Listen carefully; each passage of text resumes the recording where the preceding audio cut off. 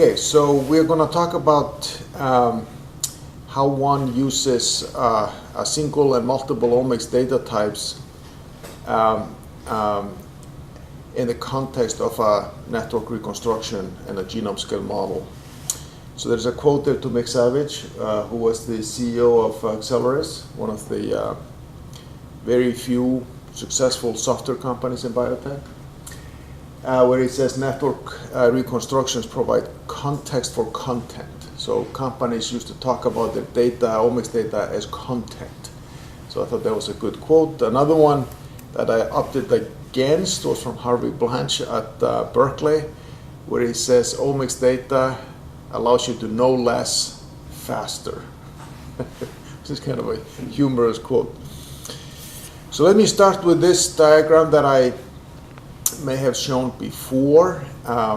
As you recall, the genome scale models came first out around 2000, calculated a number of microbial phenotypic functions correctly, and it became clear a few years later that you could reconstruct other processes in a cell other than metabolism, provided you had the right data types, and you could build stoichiometric constructions of them, reconstructions of them. And this should hold true for regulation, protein synthesis as examples. And we of course know that that is now true, that we can do that. But to the left of this diagram, it forecasts this mapping function, forecasts this process of mapping multiple omics data types into such reconstructions, because such reconstructions explicitly calculate the functions of these molecules or the functions of genes and so forth. So a few things have happened since then. Let me just go first through some concepts and then through a few specific examples. So this is a table from the book. As you know, there have been two approaches to reconstructing networks. One is the bottom-up approach, which is mechanistic. It relies on genes, knowledge of molecules, and so forth. The other one are the statistical inference methods that are kind of top-down, where you generate a lot of omics data sets and you infer from that what a network would look like.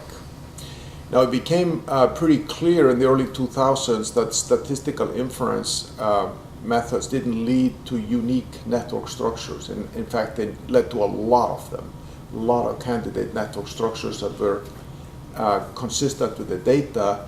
And if you added a few data sets, a few measurements into your data set, and you redid the analysis, the outcome would be different. So it was somewhat unsatisfactory, but it was comprehensive. It took all the data into account.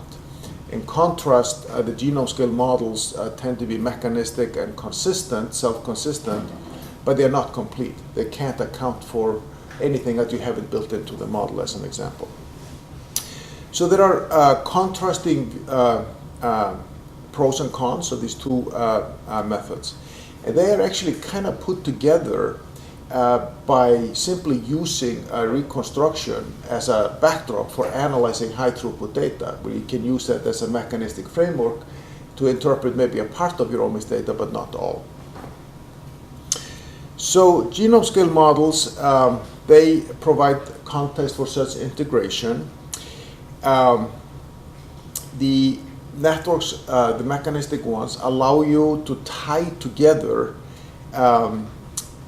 all of the measurements as opposed to treating them as individual measurements. When you have a bunch of, say, metabolic profiles, you may start to think about the metabolic concentrations as being separate measurements, but they aren't. They are tied together by the function of the whole network, and that's what the bottom-up process allows you to do. And if you're a systems scientist, you actually start to view these measurements as state variables. They give you something about the state of a system. They're not individual measurements of the level of a transcript or the abundance of a protein. They use that measurement as a measurement of a state variable for the system as a whole. So in this way, the bottom-up approach can functionally relate disparate data types. Okay, so this here shows pictorially some of these issues. On top is a recasting of that diagram I started out with. The GPRs, the genomes, the GPRs, and the networks provide a structured framework for mapping all these data types into, and you can synchronize them, and there's a number of algorithms now available to do that. As shown in panel B, you can also use reconstructions and the maps that come with them simply as visualization tools. So like what's illustrated in that center icon there is you have a whole network, you map your data, and then furthest to the right you see that some parts of it light up, and you therefore associate activity with those where you have those kind of measurements. And at the bottom we show simultaneous mapping of omics data sets. This is, for instance, looking at synthetic lethality.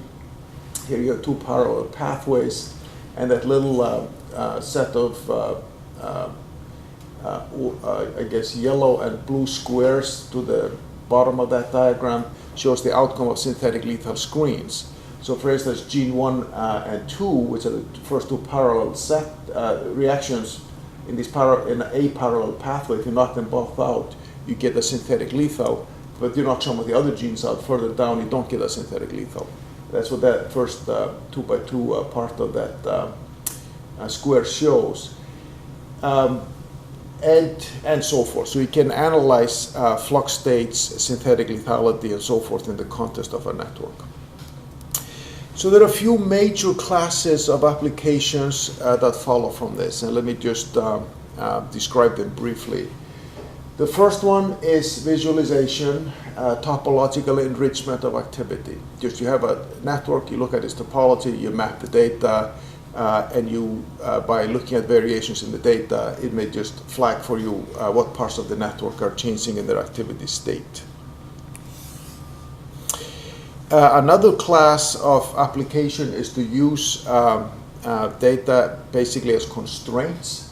And towards the bottom of that middle strip, you see the liver, you see the human, and this was something we mentioned before. You can have the global human metabolic network. You may have expression profiling data from the liver, and you map it onto the global network, and you customize the network for the liver.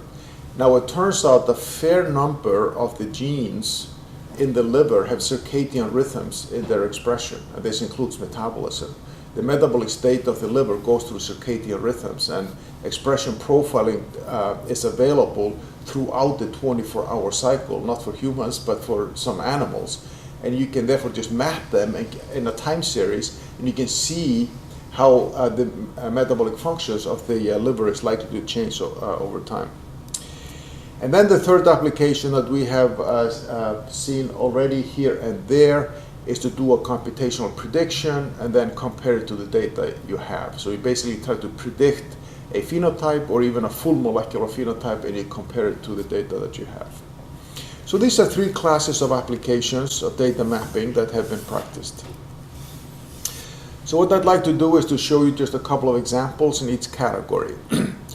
So omics data mapping and the elucidation of network topology. So Jens Nielsen's lab at Chalmers University in Sweden developed this notion of reporter metabolites. I guess actually when this work was done, he was at another university in Denmark. But they published this paper here 10 years ago where they were using differential expression profiles between conditions, and they had some metabolomic data also, and they could tie the reactions to the transcripts, and they developed an algorithm that showed you which metabolites were likely to change the most when you were changing conditions, and therefore they should be targeted for experimental measurements. You could filter out other metabolites that are not likely to change a lot, so maybe measuring those would be worthless. So I tried to bring into focus high-value measurements. And these reported metabolites have actually proven to be quite useful in subsequent studies. Here's another figure from a paper that came from Dennis Witkup's lab, worked this out with George Church at Harvard. And this tries to correlate data like co-expression with network distance. And the panel A there shows the results from that. If you look at network distance in a reconstruction and you look at co-expression of the genes, how well are they correlated? And it turns out that if you're close, they are well correlated. The further away you get, they're less well correlated, kind of a reflection of operon structures typically. And in the bottom panel there they show other features, other data types that can also be synchronized based on network distance. So here the topological property is simply network distance, and you use that to synchronize data sets. So no modeling, no simulation, just a topological use of the network. So number of examples have appeared to use data as constraints, and this is maybe, at least was one of the more striking studies to me when it was presented. This comes from Israel, from Eitan Rupin's lab, and that of Tomer Shlomi. And this is when they asked a very simple question. They tried to find synthetic lethal pairs in metabolism and then tried to match them against natural lesions in cancer cells. So one arm of the lethal pair was already found in the cancer cell. You didn't have to target that. But if you targeted the other arm of the lethal pair, you would affect cancer cells, but not normal cells, because they didn't have any defect in the metabolism. Now, it turns out that cancer metabolism has a lot of problems, often with metabolism, loss of genes, loss of function mutations, and so forth. For instance, prostate cancer is very frequently oxytrophic for proline and some other amino acids that you will not find in normal tissue. So what they did here is they built a workflow around expression profiling data sets available from various tumor types and tried to figure out these synthetic lethal interactions. And one of them that came out of this analysis was a very surprising functional link between parts of the TCA cycle and heme biosynthesis. There are many lesions in the TCA cycle found in tumors. And the one that was focused on here in particular is fumarate dehydrase lesion that leads to a fragmented TCA cycle. And this is found in some renal carcinomas. This is found in some gliomas. This is found in fibrotic tumors in women. And basically, when you look at the network, what happens is that the heme biosynthetic pathway is extremely redox requiring. So it becomes a redox dump for the TCA cycle that is now incomplete. And of course, a result of that will be that the heme biosynthesis will go way above the physiological requirement for the heme molecule itself, that mostly goes into cytochromes in the mitochondria. So here is an image that I think Nate Lewis prepared from the follow-on paper. I did the experimental validation. So heme biosynthesis is actually quite complicated. It happened partially inside the mitochondria, partially in cytoplasm, kind of starts in the mitochondria, goes outside and comes back inside, and that's what's shown in here. What's also shown is that the end product, heme, is predicted to be overproduced, and when that's degraded, it leads to bilirubin, that you probably heard about at some point in your life, circulating in blood, that eventually ends up in urine as well. So one prediction of this is that if this is indeed the case, a biomarker for that would be bilirubin in blood or in urine. And that is actually has been found in some of the targeted cancer patient groups here. They studied one particular form of renal cell carcinoma. They recapitulated this in mice by removing fumarate dehydrase, first on one allele and then on both alleles. And then they, I believe, also they had a transplantation model into a mouse also of the tumor itself. But anyway, they did the genetics, they did the animal study, they did all the biochemistry, and these predictions proved to be accurate. And then they sought to find molecules that targeted the heme biosynthetic pathway to cut down the flux, and indeed that led to killing of the tumor cells. So here's a very unexpected prediction from omics data mapping that I believe is being pursued now in terms of well, clinical applications. Let's leave it at that. Okay. I should also maybe point out, since we have this slide up, that the mitochondria is very different in different tissues, as it turns out. You know, in early development, you start to develop the ectoderm, the mesoderm, endoderm, and the mitochondria also changes with the host cell. And there are now numerous proteomic data sets available for mitochondria, which would form a basis for a study of differential properties of mitochondria in different human tissues. And I think that's an interesting opportunity because the mitochondria is subject to modeling its own metabolic functions. It's pumping out protons, making ATP, participation in biosynthesis, and so forth. And it does have slightly different functionalities in different tissue types. So there is a lot of mapping, omics data mapping opportunities associated with the mitochondria. Okay, omics data and the validation of GEM predictions. So here is a study, just one slide, very high level description. Here's a study from looking at the activation of macrophages. So macrophages are resident in all tissues, and if they are activated, they lead to inflammation. And inflammation is involved in essentially all human disease. People that think so aging is associated with inflammation is associated with aging, inflammation is associated with diabetes, obesity. It's associated with so many human disease.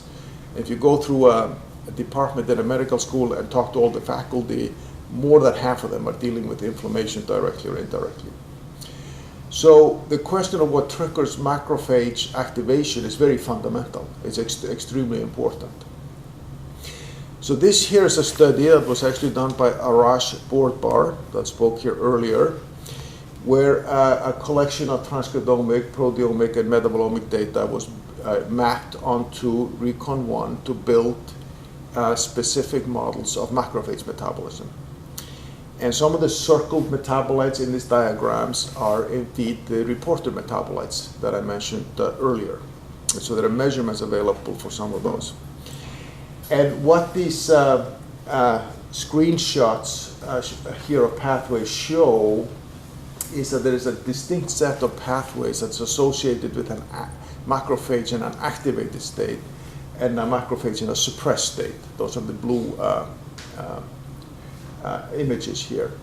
And these give predictions of very specific metabolic states that are addressable by measuring metabolic secretion rates and uptake rates. So those are predictions based on analysis of a lot of data sets.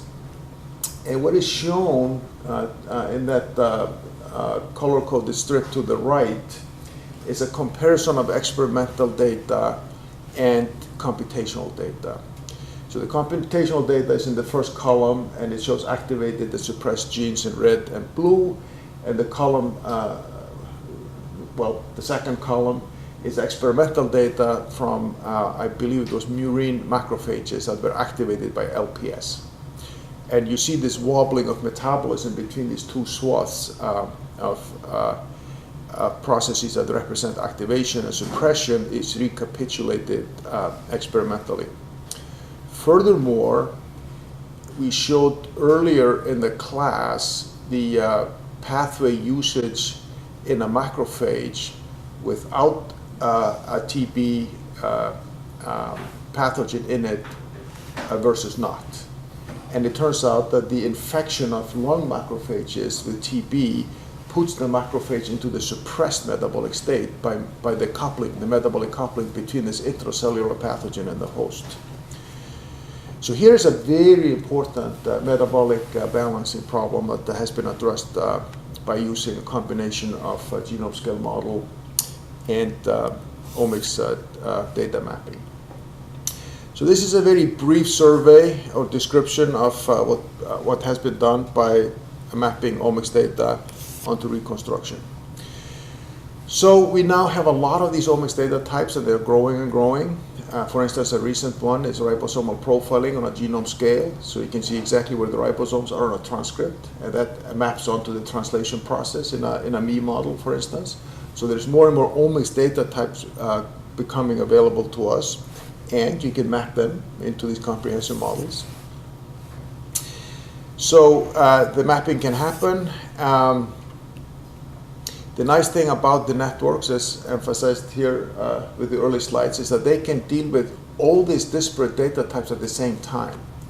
If you went to scientific conferences, say 10 years ago, may still be true, you saw a separate conference on proteomics and a separate conference on expression profiling, and there didn't seem to be any communication between the two, because they were, I guess, mostly focused on the technology and generating the data sets, not so much their deployment.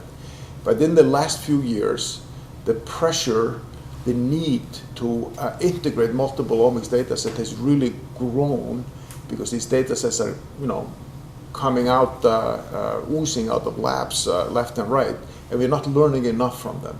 And that's why we see the NIH now emphasizing big data so much, and that's to meet this challenge. So there are a number of COBRA methods available. If you look at the COBRA toolbox, if you look at Nate Lewis's review, there's a number of methods available to map omics data onto reconstructions and do calculations with them. So there's a toolbox being developed for those purposes.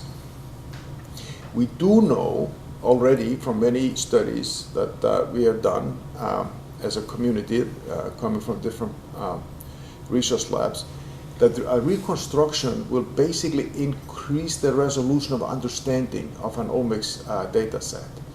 If you just have the omics data set, you may try to do this statistical inference and so forth. You get a kind of a coarse-grained view and understanding of the omics data set.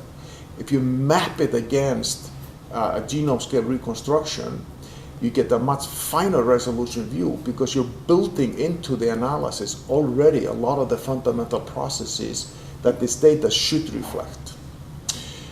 So I would say in the end here that this effort is beginning. It's not well developed like some other applications of genome scale models, but there have been enough studies that show that this is a productive way forward. So one can, I think, predict with a good degree of accuracy that over the next 5 to 10 years, the sophistication of omics data mapping onto reconstructions is going to grow substantially, and hopefully be very helpful.